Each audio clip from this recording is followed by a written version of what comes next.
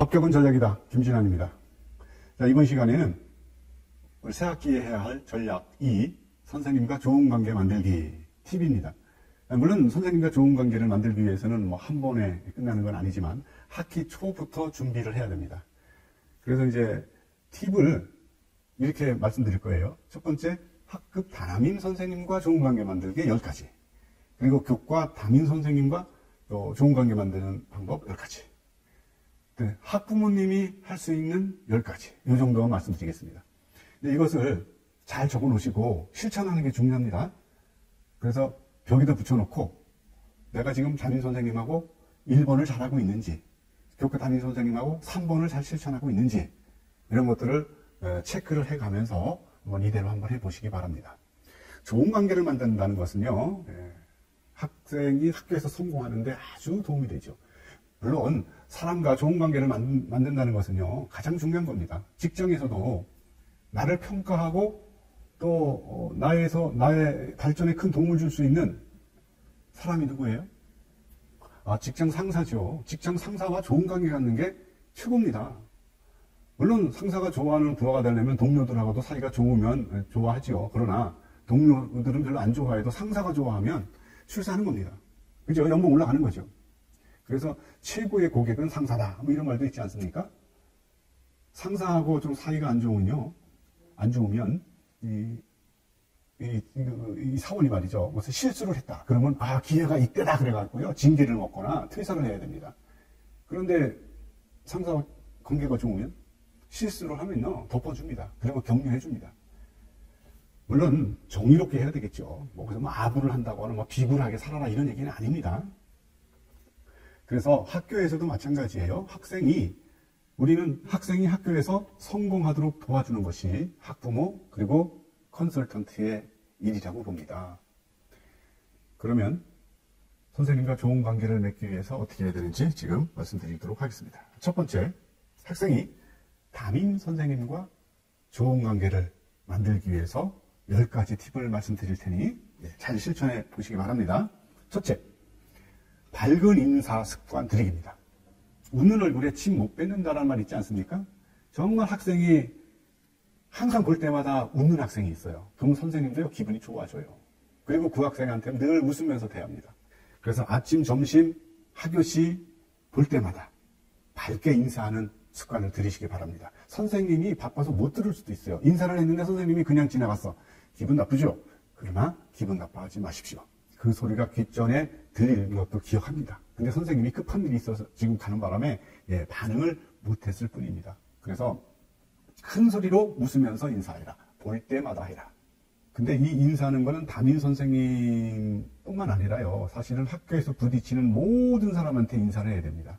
나를 가르치는 교과 담임 선생님이든 아니든, 아니면 우리 학교에 지금 청소를 도와주고 있는 여사님들이나, 아니면 우리 학교에 방문한 외부 손님이거나, 무조건 보면 큰 소리로 공손하게 웃으면서 인사를 하는 습관을 들이면 선생님들도 담임 선생님이나 교과 선생님이 그걸 목격하고 그걸 생기부에 적어줍니다. 그리고 마침 외부인한테 큰 소리로 반갑게 인사를 했는데 그분이 우리 학교에 방문한 대학 입학 사정관 선생님일 수도 있어요. 그렇죠? 그러니 부지불식간에 우리가 나그네를 대접하다가 천사를 대접해서 하나님의 승인을 받았다. 이런 성경 얘기도 있는데, 반갑게 인사하는 건 매우 중요합니다. 눈을 마주치면서 웃으세요. 그리고 볼 때마다 인사하는 겁니다. 친근한 인상을 줄 수 있어 아주 좋습니다. 두 번째는 고민이 있을 때 솔직하게 상담을 요청하십시오. 선생님들이 가장 좋아하는 건요, 바쁘지만 선생님 제가 이런 고민이 있어서 상담 좀 하고 싶어요 라고 얘기할 때 선생님 좋아합니다. 왜냐하면 이 학생이 나를 신뢰하는구나 라는 생각을 할 수 있거든요. 그래서 학교 생활이나 또 학업, 친구 관계 이런 고민이 있을 때 먼저 다가가세요. 내가 우울해하고 걱정해하는 모습을 보이면 선생님이 나에게 왜 그러니 하고 접근해 오겠지 하고 그걸 기대하는 사람도 있을 텐데, 그런 거 기대하지 마시고 솔솔해서 선생님한테 찾아가서 고민을 털어놓는 것입니다. 그러면 선생님과 개인적 관계가 끈끈해집니다. 그러면 학교 생활에서 많은 도움을 받을 수 있고 내가 발전하는데 선생님께서 잘 이끌어 주십니다. 세 번째는 학급 운영에 적극 참여하는 겁니다. 학급 사실은 그 주번이라고 하나요? 당번이라고 하나요?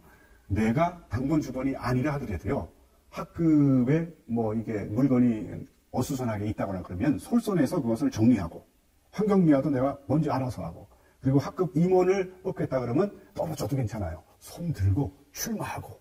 그래서 내가 학급을 어떻게 운영해보겠다고, 예, 앞에 나가서 선생님과 학생이 있는 데서 자기 공약도 얘기하고, 의견도 얘기하고, 그 다음에 봉사 시간, 기회가 주어지면 솔선해서 앞에서 나가고, 이런 태도를 보인다면 선생님하고, 담임 선생님하고 아주 관계가 좋아집니다.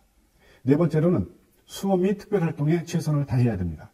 학급 체육대회 또는 뭐 교내 체육대회가 있다거나 수학 여행 등이 있다거나 담임 선생님이 주관하고 활동하는 이런 많은 것이 있어요. 담임 선생님이 이제 솔선해서 책임자로 가는 많은 그런 모임과 활동이 있을 텐데 거기에서 적극적인 태도를 보여야 됩니다. 동료 친구, 친구가 조금 이렇게 질서를 좀 안 지키는 것 같으면 야, 잘 지키자 이렇게 한마디 해주고 리더십을 발휘해야 되겠죠. 그리고 선생님이 말씀할 때는 조용히 경청해야 되고 주변에서 친구들이 떠들면 떠들지 못하게 선생님한테 집중해 라고 이렇게 얘기를 하는 것도 좋습니다. 그래서 적극적으로 학급 활동에 최선을 다해서 솔선해서 참여하는 겁니다. 그 다음에 감사의 마음을 표현해 보는 겁니다. 뭐 감사의 마음은요, 큰 소리로 감사합니다라고 인사할 수도 있고요, 쪽지를 보낼 수도 있고요. 제가 제 에피소드 하나 말씀드린 적이 있나 모르겠는데, 저는 그 대학원 시절에 석사 과정 때 이제 성적 최우수자로 한 학기 조기 졸업을 했는데요. 성적을 잘 받은 이유가 제가 적극성을 띄어서 그래요. 물론 뭐 시험도 잘 봤겠죠. 그죠? 어떻게 했냐면, 첫 번째 강의 시간에 교수님이 강의를 하고 나가시잖아요. 그러면 저는 일어나서 박수를 쳤어요. 감사합니다. 그리고 누가 박수를 치면요, 따라칩니다. 그렇게 돼 있어요. 제 생각은 그런 거죠. 우리가 연극이나 뭐 이런 거 보고 나면은, 1시간, 2시간 보고 나면은 우리가 기립박수 쳐주잖아요. 그죠? 근데 노 교수님이 연구를 해서 우리를 위해서 한 2시간 강의했는데 왜 우리가 기립박수를 쳐드리면 안 되지? 고맙고 감사하잖아요? 그렇게 했는데 첫 번째 시간에 그렇게 하니까 교수님이 저를 기억하는 거예요. 첫 번째 시간에 이름도 기억하고 얼굴도 기억하고, 그리고 그 다음 주에 이제 발표 과제를 줄 때 누가 먼저 발표를 할 것인지 물어보면 첫 번째로 손을 들었어요. 그래가지고 정말 잘 준비해가지고 그거를 첫 바다로 쫙 멋있게 딱 선을 끊어주죠. 그러면 그것이 교수님 뇌리에 강하게 남습니다. 그러면 좋은 평가가 나올 수밖에 없는 거죠. 이거는 우리가 중고등학교 학생들에게도 적용되는 겁니다. 그래서 감사의 마음을 표현하고, 꼭 수업이 끝나면, 요즘에 학교에서는 철학 격리를 안 합니다. 그거 없어졌어요. 아직 하는 학교도 있지만 대부분 없어졌어요. 그럴 때마다 개인적으로도 끝나면 뒤에서 또는 앞에서 감사합니다 선생님 이렇게 인사하는 것, 이런 거 참 좋습니다. 그 다음에 이제 교실 분위기 조성하고 반 친구들하고 잘 지내는 게 되게 중요하겠죠. 분쟁이 일어나면은 좀 이렇게 분쟁 조절도 하는 이런 활동을 한번 실천해 보고요. 그 다음에 청소 및 환경 정리에 자발적으로 참여를 해봐라. 그 다음에 담임교사의 피드백을 적극 반영해라. 분명히 담임 선생님께서 여러 가지 이렇게 학급의 종례 조회 시간에 전달 사항이 있어요. 그러면 그 전달 사항이 학급 임원들이 단톡방에 올리기도 하지만 미처 반장이 못 올린다면은 내가 한번 올리는 거예요. 내가 잘 적어가지고 그거를 단톡방에 올려가지고 학생들에게 공유하고, 그 단톡방에는 분명히 학급 담임 선생님도 계실 거예요. 그래서 내일 몇 시까지 뭐 해라 라고 올리면 내일 아침에 가서 야, 오늘 담임 선생님이 이런 지도했으니 우리 모두 준비해서 오늘 학교에 가자, 이렇게 단톡방에 글 같은 거 하나 올려주고 하는 것이 선생님과의 신뢰관계를 만드는데 아주 좋은 행동입니다. 그 다음에 이제 또 중요한 건 선생님과 자신의 성장 과정을 공유하는 거 참 좋습니다. 그래서 선생님한테 뭐 리포트에 써도 좋고요. 아니면은 이거만 따로 담임 선생님께 드리는 글, 그래갖고 자신이 과거에 어떻게 살아왔고 앞으로 어떤 계획을 갖고 있는지, 또는 어떤 내가 인생을 살면서 어떤 정말 잊지 못할 경험이 있는데 거기서 어떤 교훈을 얻었는지, 이런 것들을 선생님하고 쪽지를 주고받으면서 해도 좋고요. 아니면 상담 시간에 해도 좋고요. 중요한 것은 자기 자신의 어떤 경험을 선생님과 공유하는 시간을 가지면 개인적인 신뢰를 갖는데 참 좋은 팁이 되겠습니다. 그 다음에 이제 학생이 교과 교사와 신뢰를 쌓기 위한 팁을 10가지 말씀드리도록 하겠습니다. 일단 선생님과 좋은 그 관계를 가지려면은 수업 준비를 철저히 해야 됩니다. 교과서와 필기도구를 꼭 지참하시기 바랍니다. 요즘에는 뭐 필기도구를 이 태블릿 PC에다가 하는 경우도 있는데, 그렇죠? 근데 하여튼 그런 걸 준비하든지 아니면 뭐 노트를 준비하든지 교과서하고 노트 필기도구를 꼭 지참하는 학생을 좋아합니다. 그리고 교과서 하나당 문제집 하나 같은 거 꼭 준비하셔가지고 교과서를 공부하고 내용을 정리해서 문제를 풀어가지고 확인하는 이런 하여튼 열심히 공부하는 모습을 보면은 선생님이 되게 좋아하는 거죠. 두 번째, 눈 맞추고 반응하며 적극적으로 듣기라는 항목이 있는데 선생님이 기억에 남는 학생은요, 수업 시간에 웃으면서 끄덕끄덕하는, 그리고 리액션 해주는 이런 학생이 기억에 참 많이 남습니다. 그리고 적극적으로 도와주고 싶어요. 그리고 그 학생에 관해서는 좋은 기록을 남겨줍니다. 그래서 선생님이 수업할 때 반드시 집중하면서 항상 알아들으면 끄덕끄덕, 잘 모르면 적었다가 수업이 끝나면 물어보는, 아니면 수업 도중에 기회가 있으면 질문을 하는 그런 태도를 보이는 게 좋습니다. 그다음 반응하라 했네요. 반응해라. 반응하는 것은 선생님한테 힘을 주는 거예요. 선생님이 열심히 설명했는데 이해를 못하면 얼마나 선생님이 답답하겠습니까? 그러니까 이해하면 이해하다고 답답. 그리고 이름을 부르면 손만 대지 말고 대답을 하면서 손을 들어야 됩니다. 요즘에 이름 부르면 손만 번쩍 드는 학생이 있는데 그런 것은 좀 고치면 좋겠습니다. 자, 다음에 질문을 두려워하지 않기. 선생님이 가장 좋은 것은 상담을 원하거나 질문하는 것 좋아합니다.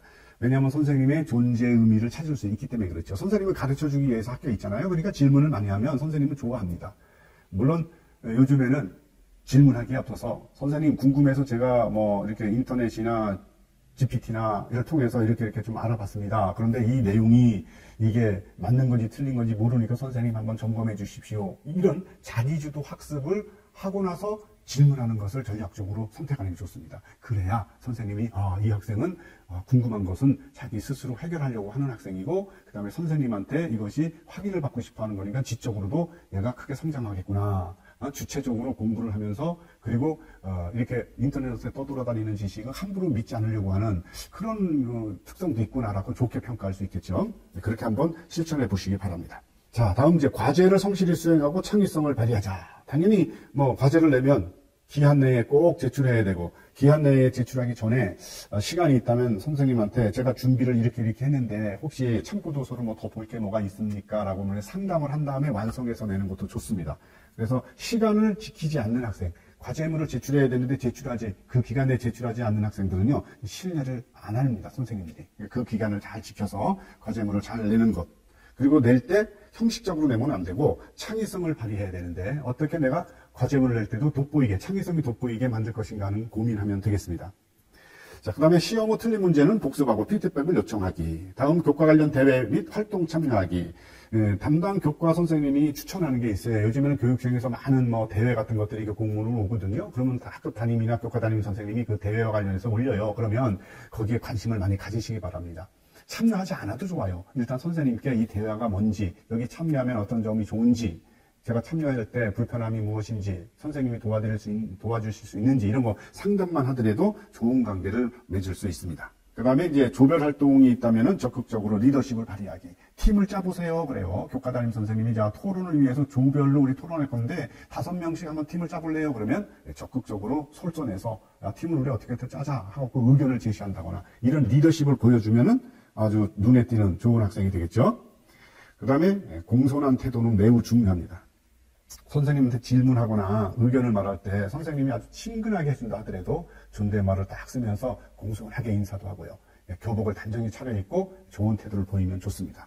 선생님이 특히 이제 뭐 나이가 좀 어리신 이제 신임교사들이 있지 않겠습니까? 그러면 뭐 형 같고 막 이러잖아요. 그래도 선생님한테 예의를 잘 지키면서 공손하게 대하는 것이 좋은 관계를 맺는데 도움이 됩니다. 그 다음에 이제 마지막으로 교과에 대한 관심과 목표를 공유하기. 대단히 중요하죠. 교과에 대해서 새로운 개념을 배웠으면 선생님한테 오늘 제가 배운 그 개념 너무 좋았습니다. 흥미로웠습니다. 선생님 제가 이걸 좀 더 깊이 심화 공부를 하고 싶은데 어떤 자료를 살펴보면 좋을까요? 이렇게 관심을 가져도 좋죠. 제가 지난주에 한 학생에게 사회문화와 관련된 개념을 가르쳐 줬어요. 거시적 관점과 미시적 관점이라는 얘기를 가르쳐 주면서 이게 잘못하면 심리적 환원주의에 빠질 수 있다. 그래서 사회학과 심리학은 다른 것이고 사회심리학이라는 게 중간 단계에 있는데 이게 우리 잘못해서 거기 빠져들면 안 된다. 이렇게 얘기했더니 그 학생이 다음 주에 나한테 가져왔어요. 본인이 선생님 말씀의 그 개념 듣고 제가 궁금해서 더 공부를 해서 정리를 해왔습니다. 이렇게 해가지고 보여주는데 이런 태도는 선생님이 그 학생 볼 때마다 기억이 남잖아요. 그런 태도로 교과 담임 선생님과 좋은 관계를 맺어보시기 바랍니다. 자, 마지막으로는 우리 학부모님께서 담임 교사들과 협력을 하기 위한 10가지 팁이 있는데요. 학기 초에 교사와 의사소통을 시작해야 됩니다. 학기 초에 관심을 많이 가지면 학부모님이 학생의 관심이 많다는 걸 선생님이 알면요. 선생님도 학생에 대한 관심이 그만큼 더 많이 가게 돼 있습니다. 그래서 학기 초에 꼭 할 것. 앞에서 우리 살폈죠? 학생 리포트 꼭 작성 한번 해보시기 바랍니다. 그게 안 되면 간단한 이메일이나 문자로 자녀의 특성을 공유하고 협력적인 관계를 만드는 것이 중요합니다. 두 번째는 학교 행사에 꾸준히 참석하는 게 좋습니다. 공개 수업 주간이나 학부모 총회, 체육대회 등에 적극적으로 관심을 보이면 좋습니다. 이때 가셔가지고 학급 담임, 교과 담임 선생님한테 학생 리포트를 제출하는 기회로 삼아도 좋고요. 간단히 요즘에 학생에 관해서 안부 간단히 이렇게 드리고 학생에 대한 정보를 간단히 드리는 기회를 가져도 좋습니다. 그리고 세 번째는 자녀 변화 사항을 주기적으로 공유하기. 주기적이라고 했습니다. 학기 초, 학기 중에 학생의 변화를 리포트 형식으로 드려도 좋고요. 아니면 간단한 편지로 드려도 좋습니다. 그 다음에 네 번째는 교사의 교육 방침을 존중하기. 학급에 급훈이 정해졌다 그러면 부모님께서 선생님 급훈이 우리 급훈이 이런 걸로 정해졌는데 너무 의미가 좋습니다. 학생이 우리 아이가 급훈대로 잘 따르도록 적극 지도하도록 하겠습니다. 이렇게 하면은 선생님이 기분이 참 좋아지겠죠. 그 다음에 자녀가 교사에게 예의를 갖추도록 잘 도와줘야 됩니다. 교복을 단정하게. 교무실에 들어갈 때 노크하고 인사하고 나올 때 어떻게 나와라 이런 태도를 갖도록 가르치고 그래서 그 아이는 인성이 되게 좋다 이런 소문이 선생님들 사이에 나야 됩니다. 그래서 선생님이 뭘 질문을 하면 큰 소리로 대답하고 질문하면 먼저 손을 들게 솔선하도록 학교에서 활동하도록 부모님께서 도와주는 거 아주 중요합니다. 그 다음에는 교사의 업무 시간을 존중해서 그런 일은 없겠지만 선생님이 너무 바쁘시고 정신없는데 전화를 해서 귀찮게 한다거나 선생님 엄청 피곤하시거든요. 오히려 좋은 관계를 맺으려고 하다가 좋은 관계가 깨지는 경우가 있어요. 그래서 선생님의 방침을 존중하면서 선생님의 업무 시간을 존중하는 것. 급하지 않는 것은 주말이나 늦은 시간이나 이럴 때 피하는 게 좋겠죠. 업무 시간에 연락하는 게 좋습니다. 그 다음에 감사의 마음을 표현하기 있습니다. 학기 중이나 학기 말에 간단한 편지, 이메일 이런 걸로 교사의 노고에 감사 인사를 전하는 겁니다. 학생이 교과에서 무엇인가 배워서 기뻐해. 그러면 학생도 표현하고 학부모도 감사하다고 표현하는 겁니다. 그리고 그 수업을 듣고 학생이 변화를 일으킨 것을 꼼꼼히 적어가지고 선생님의 이 도움으로 아이가 이렇게 성장 발전했습니다라고 적어주면요. 선생님하고 좋은 관계뿐만 아니라 바로 그것이 학생부 기록에 남게 돼 있습니다. 그래서 꼭 한번 감사의 마음을 표현하는 것 좋습니다. 중간중간 리포트가 필요하다는 얘기죠. 그 다음에 학생 성적뿐만이 아니라 인성 지도를 더 중요시하는 게 좋아요. 항상 학생의 인성을 먼저 걱정하십시오. 그리고 나서 성적을 나중에 얘기하세요. 왜냐하면 성적에 가장 신경 쓰는 거 우리 다 신경 쓰죠. 선생님도 가장 많이 신경 씁니다. 그래서 저는 인성이 훌륭한 아이가 더 중요합니다라는 얘기를 하고 그러나 목표를 이루기 위해서 성적이 이런 부분에 관해서 어떻게 올리는 방법을 좀 알려주시면 좋겠습니다. 이렇게 얘기하는 게 도움이 됩니다. 자, 다음으로는 학습 지원을 위해서 교사와 협력하기. 특정 과목에서 학생이 어려움을 겪는다 그러면요. 부모님이 적극 먼저 솔선해서 그 선생님과 컨택을 해야 됩니다. 그래서 담임 선생님을 통해서 만나든 아니면 편지를 써서 좀 상담을 좀 원하든 결코 그 선생님의 어려움이 있다는 걸 학교 교감교장 선생님한테 얘기하면 안 됩니다. 그런 것은 학생 지도에 그렇게 도움이 안 됩니다. 개인적인 어려움이 있을 때는 개인적으로 풀어버리잖아요. 그러면 관계가 더 돈독해질 수 있거든요. 그래서 선생님하고 문제가 있거나 조금 갈등 관계가 있다 그러면은 먼저 그 선생님한테 편지를 써서 얘기를 하고 상담을 해서 선생님한테 적극적으로 협력하고 싶다는 걸 전하는 게 좋겠죠. 자, 그 다음에 학교와 교사의 권위를 존중하고 긍정적인 관계를 유지하기. 마지막으로 말씀을 드렸습니다. 자, 10가지 팁이 이제 이렇게 우리 화면에 나올 텐데, 제가 이 면에 관해서는 좀 상세하게 설명하냐고 시간이 좀 지나갔습니다만, 이 10가지를 30가지죠. 그러니까 10가지. 이것을 잘 메모를 해가지고 벽에 붙여놓고 내가 실천을 잘 하고 있는지 한 학기 내내 또 1년 내내 한번 체크를 해보시기 바랍니다. 그러면 선생님과 좋은 관계를 만들고 좋은 성적을 얻을 수 있다고 저는 믿습니다. 자, 오늘 여기까지 말씀드리고요. 저는 다음 시간에 기회 있으면 또 다른 주제로 여러분을 만나보도록 하겠습니다. 수고하셨습니다.